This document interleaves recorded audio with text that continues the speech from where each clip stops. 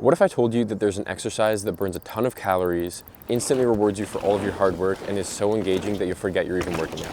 In the first episode of Gym Class, we're putting mountain biking to the test, rating it in all of these categories on the report card, and giving it a score out of 100 to see if it's really the ultimate exercise. First things first, there's a few things we'll need before we get started. It tends to get muddy out there, so throw on some clothes that you don't mind getting dirty. You'll definitely need a helmet, either one like this or this. Grab some shoes that you don't mind beating up, and some knee pads would probably be a good idea too. And a bike. You're definitely gonna need a bike, and that actually ties really nicely into the affordability category on the report card. Unfortunately, mountain biking is expensive. You can easily drop a few $1,000s on one of these things, and then you have to factor in maintenance, parts, equipment, maybe a bike park pass. It's a lot. But here are some ways that you can get into mountain biking without having to sell a kidney. When you're just starting out, you can rent a bike and get out there for less than $100 before you decide to drop a few thousand. If you do decide that you like mountain biking, going the route of buying a used bike off of Pink Bike or Facebook Marketplace would definitely save you a lot of money. Mountain biking technology is advancing like crazy right now, which means that some riders feel like they always need the latest and greatest bike, which means that the used market is full of very capable bikes at prices that allow you to retain every single one of your organs. When it comes to maintenance, doing it yourself will definitely save you a little bit of money, and taking good care of your bike parts and equipment goes a long way. Even if you take the frugal route to get into mountain biking, it is undeniably an expensive hobby, and that earns it a 2 out of 10. What about social aspect? Well, you can't really carry on a conversation while flying down the trail, but there is a lot of downtime between trails, maybe on the climb, or if you're at a bike park on the chairlift where you can chat and meet new people. On top of that, there's a huge online community behind mountain biking, and your local mountain biking association might even host group rides. Experienced riders are always happy to help newcomers discover the sport, and it's all around a really great community to be a part of, and that earns it a 6 out of 10 for social aspect. While it is a good social activity, it can also be done solo, and it's one of those activities that requires enough focus that it kind of forces you into a little bit of a flow state where it's really hard to worry about anything else going on in your life. Usually the only thing going on in my head while riding is, don't hit a tree, don't hit a tree, don't hit a tree. Oh my God, good thing I have a helmet on. Next up is learning curve, and it definitely will help to already know how to ride a bike, but there is a lot more going on than just the basics when it comes to the mountain part. This is definitely not a how to mountain bike video. There's plenty of those out there already, and as you can see from the riding in this video, I am definitely not qualified to tell you how to ride your bike. If you need some sort of indicator of how difficult this can be, Pink Bike has been uploading a Friday Fails video every single week for the last 7 years, and I don't think they're gonna run out of content anytime soon. Mountain biking gets a 6 out of 10 here, but keep in mind that a lower score in this category translates to a higher score overall. Once you learn the basics and start progressing, the fun factor of mountain biking is really tough to beat. You're out in nature, the birds are chirping, and you're blasting down the trail. Sure, climbing up does kind of suck. Oh my God. But you are instantly rewarded on the descent, riding fast, hitting jumps. It's honestly a really great time as long as you don't crash. 8 out of 10. Speaking of crashing, the risk of injury is real in mountain biking. Crashing is really just a part of the sport, and honestly, knowing how to crash safely is a really important skill to learn.